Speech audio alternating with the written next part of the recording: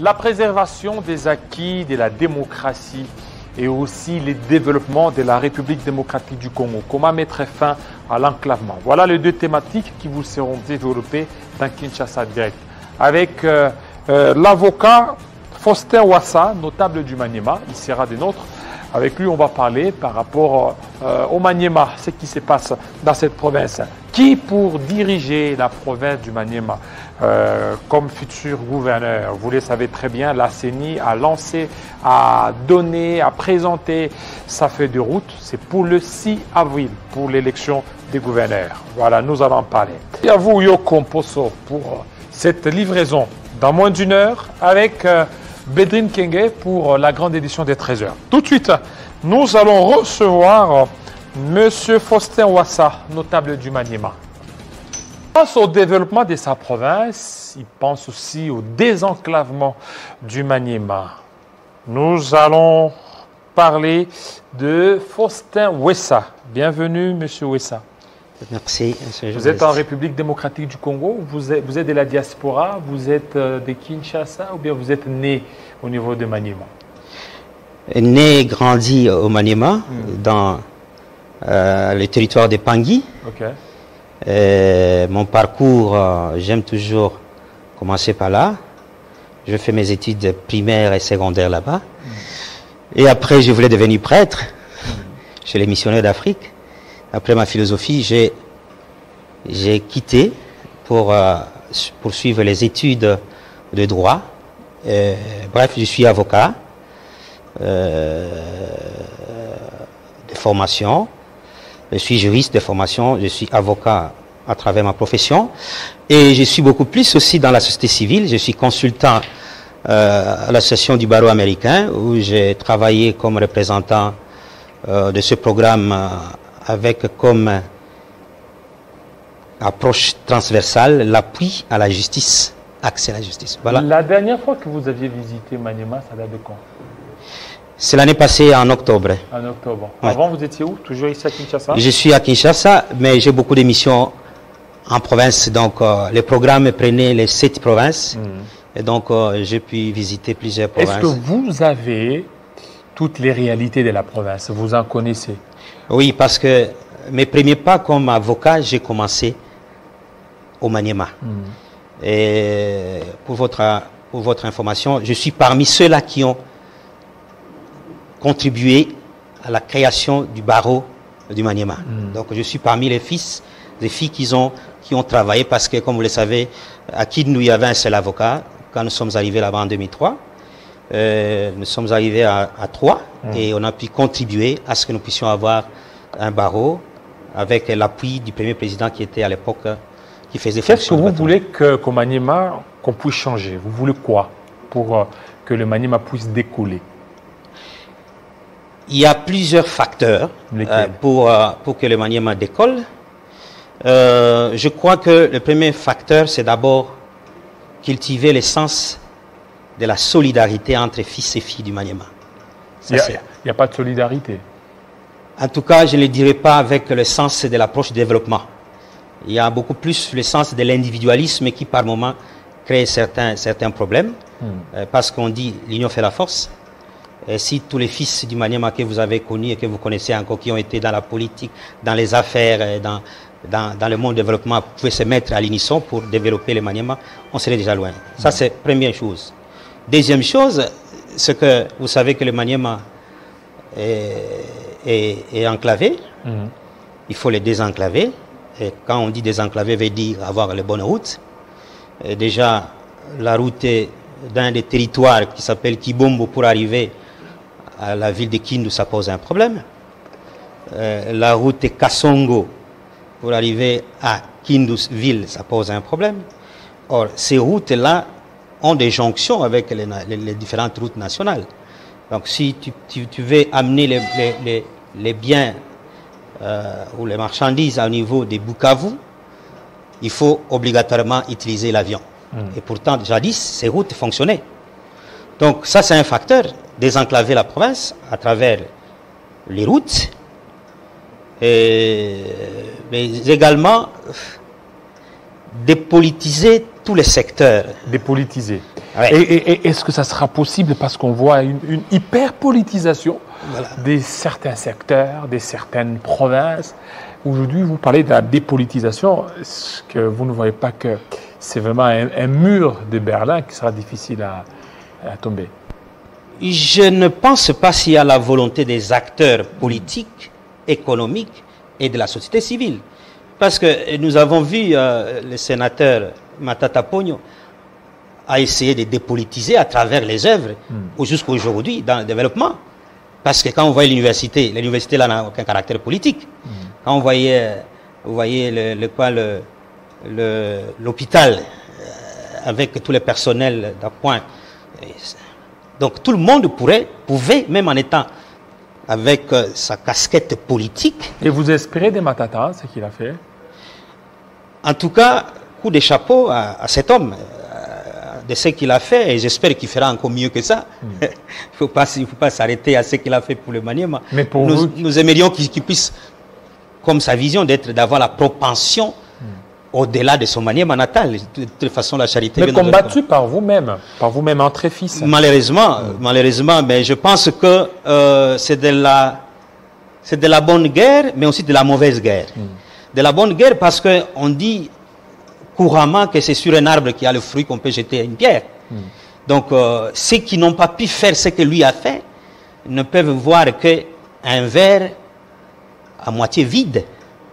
Mais ceux qui ont vu que dans lui, il y a eu quand même les souffles nouveaux de développement, ils vont voir que le verre est à moitié plein. Donc, pour nous, les combattre, ça ne serait pas ça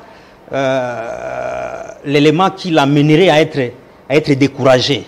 Par contre, il devait maintenant, comme je l'ai dit au début, il devait avoir aussi plus l'esprit fédérateur et marcher avec tous ceux qui les combattent et ceux qui peuvent l'appuyer, pourvu que ce qu'il a comme approche de leadership puisse avoir un vrai sens. Et le vrai sens d'un leader, ce n'est pas celui qui reste dans les racontades, celui qui a dit ceci, c'est un leader, c'est celui qui croit en ce qu'il fait et il marche avec tout le monde parce qu'il peut transformer ses ennemis en amis. Parce qu'ils vont comprendre son approche. Je n'aimerais pas mettre un débat sur lui. Non, c'est juste une parenthèse. C'est un leader de là. Vous êtes des Pangui, oui. Ça. Maintenant, on sent qu'au niveau des Pangui, il y a cette guerre-là des leaderships. Et cela fait en sorte que cette partie ne parvient pas certainement à décoller, ne parvient pas certainement à pouvoir se retrouver. Et on sent que c'est un territoire, on peut le dire. Oui, c'est un territoire. Voilà, sans moyens. Il n'y a pas de moyens et qui semble être dans les oubliettes. Oui, malheureusement. Malheureusement. D'abord, un aspect, c'est que Pangui, c'est un territoire très riche, immensement riche. Il a une bonne forêt qui regorge tout ce qu'il y a comme biodiversité. Nous avons aussi le minerai, parce que Pangui, comme parenthèse, regorge le siège d'exploitation de la société Sakima, l'ex-Somenki. Donc c'est là-bas qu'il y a la direction technique. J'avais écrit un livre sur l'impact de l'exploitation minière dans le territoire de Pangui. L'exploitation minière et l'impact dans le territoire de Pangui. Et nous avons vu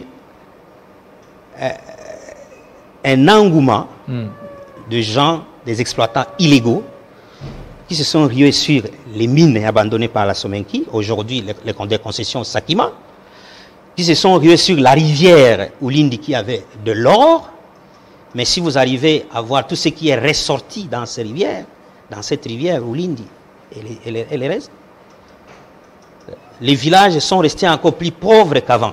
Pauvres. Et avec malheureusement la complicité de certains fils et filles du territoire. Ils ont voulu beaucoup plus construire ailleurs et laisser les villages abandonnés. Alors, le problème de Pangui concernant les leaderships, on revient au même problème du Maniema. Effectivement. Oui, donc si tel député aimerait faire cavalier solitaire, s'il a construit un pont, il faut que... Et ça, ça vous fragilise. Oui, il faut que tout le monde puisse savoir qu'il n'y a que lui qui a construit ce pont. Si un député a fait un terrain de football, il faut que c'est lui. Et si quelqu'un d'autre veut le faire, il va instrumentaliser la jeunesse pour empêcher à ce que quelqu'un d'autre ne puisse pas poser des actes de développement. Et je ne pense pas que le Pangui est seul, c'est à l'instar de plusieurs de nos territoires, où le politique a pris de l'ascendance sur le développement. Or, le politique devait accompagner le développement. Parce que le politique a beaucoup d'entrées. Le développement, tu peux être un acteur de développement, mais il y a des endroits où tu ne peux pas accéder. Pour parler de ton projet, il faut d'abord qu'il y ait des acteurs politiques qui t'accompagnent pour que tu puisses parler de problèmes et de Pangui. Comme nos députés doivent parler de problèmes et de Pangui, que ce soit à l'hémicycle, que ce soit dans leur plaidoyer, que ce soit dans leur lobbying. Mais si ils vont en cavalier solitaire en ordre dispersé, pour que l'autre, s'il peut réussir à travers ses contacts, l'autre fait tout pour qu'il coupe la route, ou il utilise les jeunes, sont instrumentalisés. Et à ce moment-là, il y a des gens qui se découragent, qui disent que ça ne sert à rien d'investir dans mon territoire. Si tout ce que j'ai fait, les gens peuvent mettre ça comme si je faisais ça pour mon propre compte. Voilà, il y a le programme du gouvernement, celui de 145 territoires. Donc 145 territoires, donc les développements de 145 territoires. Alors vous, en tant que ressortissant des Pangui, quelles sont les propositions que vous pouvez donner au gouvernement pour penser au développement aussi de ces territoires Pangui? D'abord, ce programme a déjà, à mon humble avis, Oui. a déjà un cahier de charges. Oui. Donc, il y a les axes prioritaires qui ont été fixés par les gouvernements pour que tout puisse contribuer au développement et surtout au désenclavement de certains territoires, dont notamment les territoires des Pangui. Parce que c'est lamentable qu'un village au niveau du territoire puisse avoir des produits agricoles à évacuer vers les centres et soit incapable de les faire parce que les routes sont impraticables. Il y a des paddies qui pourrissent dans les villages. Il y a le manioc qui pourrissent dans les villages. Alors ce sont des gens avec des vélos et des motos qui vont faire les services d'échange, des trocs, pratiquement.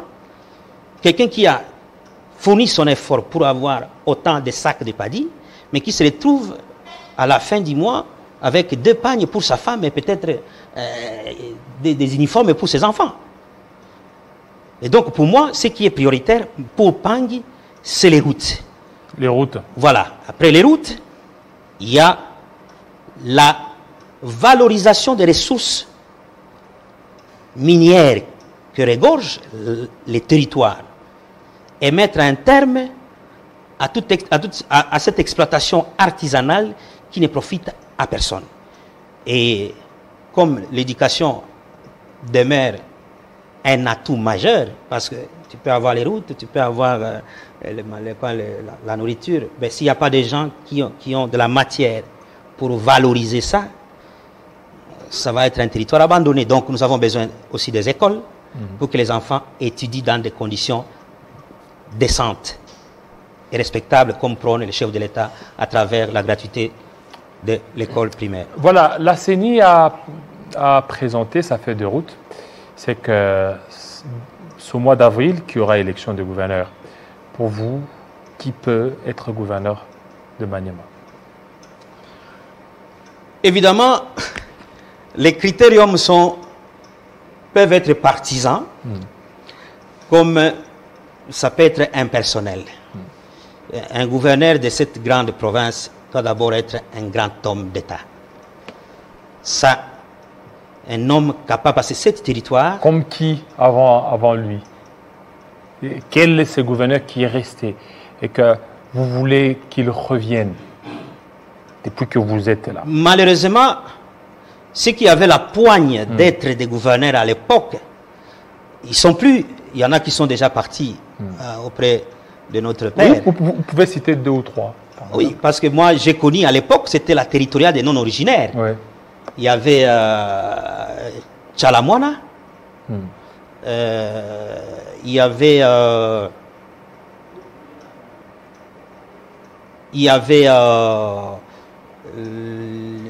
Kembo Alumona, parce qu'à l'époque c'était les Grands Kivu.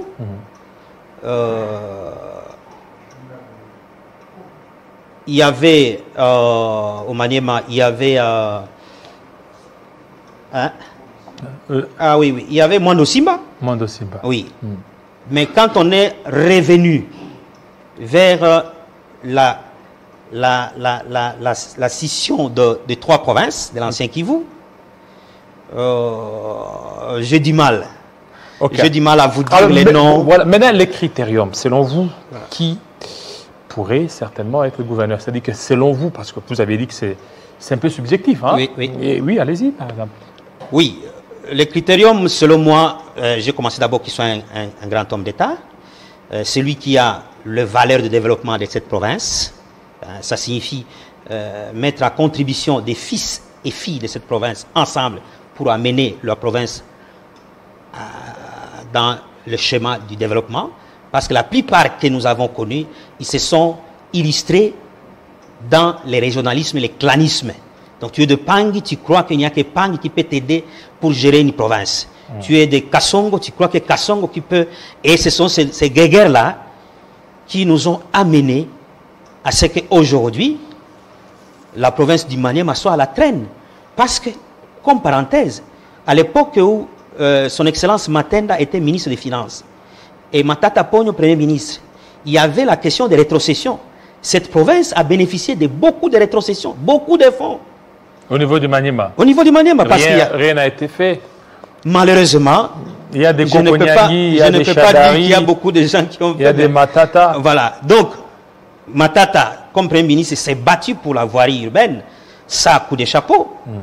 Mais dire qu'un gouverneur de cette province, depuis la période des 3 provinces de l'ancien Kivu, il y en a beaucoup qui sont arrivés, je m'excuse, beaucoup plus sont bercés dans les tribalismes, dans le clientélisme, et par moments, on s'est retrouvé comme si, comme disait François Bayard, c'était la politique du ventre. La politique du ventre. Alors, un message de paix. Comment mettre ensemble plusieurs leaders, Matata Ponyo, Shadari, Kokonyangi et les autres, pour le développement de la province? C'est pas interdit de rêver. Mais nous, comme acteurs de la société civile, le schéma d'une conférence pour le développement du Maniema, c'est déjà quelque chose. Okay. Parce que c'est un cadre où tous ces leaders peuvent se retrouver et vont faire sortir un cahier de charges qui pourrait servir de soubassement pour celui qui pourrait passer comme leader. Malheureusement encore, les partis politiques, composantes et entités, pour ne pas rentrer dans l'appellation de la FDL, il y a des gens qui vont dire que je suis des l'Union sacrée, moi je suis des FCC, et c'est ça qui détruit ces potentialités que nous avons, mais qui pourraient être mises à profit par des fils et filles que vous venez d'élucider là-bas à travers... voilà. Et est-ce que vous pensez aussi à postuler en 2023? J'ai été souvent candidat, comme on dit, candidat malheureux dans mon territoire. J'étais d'abord le Benjamin en 2006, j'étais le dernier candidat en députation nationale. En 2018, j'étais encore au rendez-vous. Toujours indépendant? La première fois, je n'ai jamais été indépendant. La première fois, j'étais dans les partis des patriotes résistants Maïmaï. Deuxième fois? Deuxième fois, j'étais dans le G7. Et puis, après G7? Après G7, nous sommes maintenant dans l'ensemble. Alors, c'est quoi ces revirements? Maïmaï, G7 et puis ensemble? Ce revirement a des approches. D'abord, je ne dis pas, comme les gens aiment le dire, que la politique est dynamique, mais c'est beaucoup plus les opportunités. Ce qui m'a poussé de cheminer avec ces différentes tendances, ce sont les opportunités qui ont été à ma portée. Parce que les territoires en soi, comme leader, vous avez très peu d'aînés qui peuvent te porter. Parce que ils ont peur d'une concurrence et du reste qui n'est pas déloyale. C'est juste accompagner une jeunesse qui est une force, une source de demain. Si ils sont là, c'est parce qu'il y en a qui qui ont contribué à ce qu'ils puissent aller de l'avant. Merci. Merci beaucoup, Maître Faustin Ouessa, de votre passage. C'est moi qui vous remercie. Tout de suite, on va parler un tout petit peu de la politique avec Pius Rollin Roman. Tout de suite.